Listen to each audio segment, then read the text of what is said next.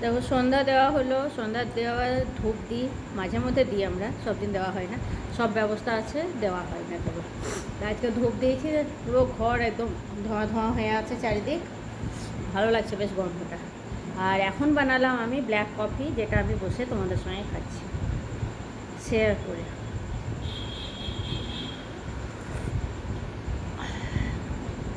black কফিটা খেতে খেতে